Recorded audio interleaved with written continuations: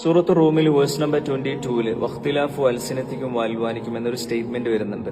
നിങ്ങളുടെ വർണ്ണവൈവിധ്യങ്ങളിൽ പോലും അള്ളാഹുവിന്റെ അടയാളങ്ങൾ ഉണ്ട് എന്നാണ് ഇതിന്റെ മീനിങ്.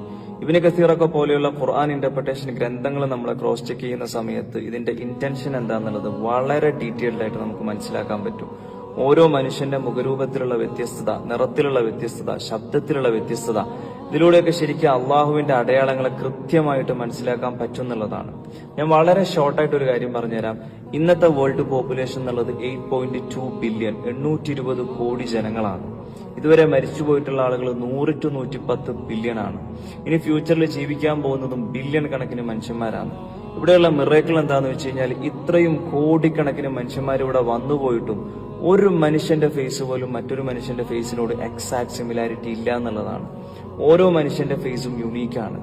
ഓരോ മുഖവും ശരാശരി ഈ ഒരു സർഫേസും മാത്രമായിരിക്കും ഉണ്ടാവുക. അതിൽ തന്നെയുള്ള ഓരോ കാര്യവും സെയിം ആയിരിക്കും. Eyes, nose, lips, each and every part of the human face. എന്നിട്ടും ഇത്രയും ബില്യൺസ് ഓഫ് യൂണീക് ഡിസൈൻസ് ഇത്രയും ഷാർപ്പായിട്ട് ആരായിരിക്കും ഡിസൈൻ ചെയ്തുകൊണ്ടിരിക്കുന്നുണ്ടാവുക? അതൊക്കെ അങ്ങ് റാൻഡംലി സംഭവിക്കുന്നതാണോ? ആക്സിഡന്റലി സംഭവിക്കുന്നതാണോ? ഞാൻ നിങ്ങളോട് 1000 വട്ടം ഉറപ്പിച്ച് തറപ്പിച്ച് പറയുന്നു, ഇതിന്റെയൊക്കെ പിന്നിൽ നന്നായിട്ട് പണിയറിയുന്ന ഒരാളുടെ വെൽ പ്ലാനിങ് ആക്റ്റീവാണ്. അതാരാന്നുള്ളത് നിങ്ങൾ ചിന്തിച്ച് പഠിച്ച് മനസ്സിലാക്കി നിങ്ങളുടെ മനസ്സിനെ തന്നെ പറഞ്ഞു പഠിപ്പിക്കുക. കാരണം ഓരോ വിശ്വാസിയെ സംബന്ധിച്ചിടത്തോളം അയാളുടെ റബ്ബിനെ കുറിച്ച് കോൺഷ്യസ് ആവുക എന്നുള്ളതാണ് ഒന്നാമത്തെ കാര്യം.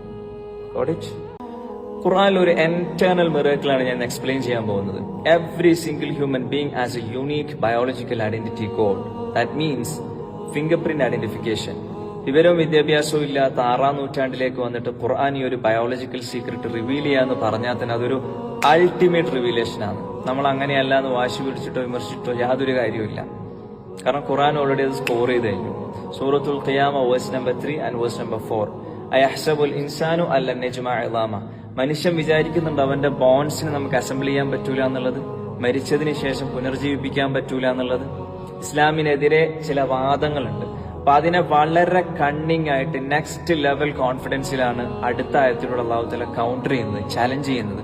ബല, അതെ, ഖാദിരീന അലാ നുസവ്വിയ ബനാന.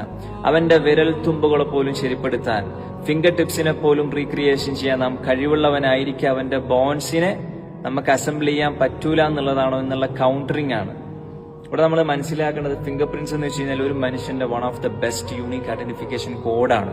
അത് മണ്ണിൽ ദ്രവിച്ചു കഴിഞ്ഞാൽ ആ ഒന്നുമില്ലായ്മയിൽ നിന്ന് പോലും ഒരു കറക്ഷനും ഇല്ലാതെ എന്റേതായിട്ടും നിങ്ങളതായിട്ടും റീക്രിയേഷൻ ചെയ്യാൻ അള്ളാഹുവിന് കഴിവുണ്ട് എന്നുള്ളതാണ്. ഇവിടെ നമ്മൾ മനസ്സിലാക്കേണ്ടത് ഖുർആൻ ഒരു കോമൺ ടെക്സ്റ്റ് അല്ല, it's A divine signature. Dark age എന്ന് വിളിക്കപ്പെടുന്ന 6ാം നൂറ്റാണ്ടിലേക്ക് വന്നിട്ട് ഈ ഒരു ബയോളജിക്കൽ സീക്രട്ട് ഒക്കെ റിവീൽ ചെയ്യാന്ന് പറഞ്ഞു കഴിഞ്ഞാൽ ആ ഒരു കോൺഫിഡന്റ് ലെവൽ ഏതാ റേഞ്ച് എന്ന് നമ്മളൊന്ന് ചിന്തിച്ചു നോക്കിയേ. കാരണം ഇത് തെറ്റാൻ പാടില്ല. തെറ്റിയാൽ ഖുർആനിന്റെ ക്രെഡിബിലിറ്റി ലോസ് ആയി. അപ്പൊ അതുകൊണ്ട് ദുനിയാവിന് വേണ്ടി മാത്രം പണിയെടുക്കാതെ അള്ളാഹുവിനെ കണ്ടെത്താനും മനസ്സിലാക്കാനും പടച്ചവനുമായിട്ട് കൂടുതൽ അടുക്കാനും നമ്മൾ ശ്രമിക്കുക.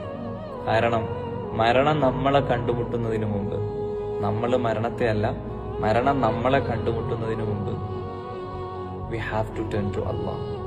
Inshallah.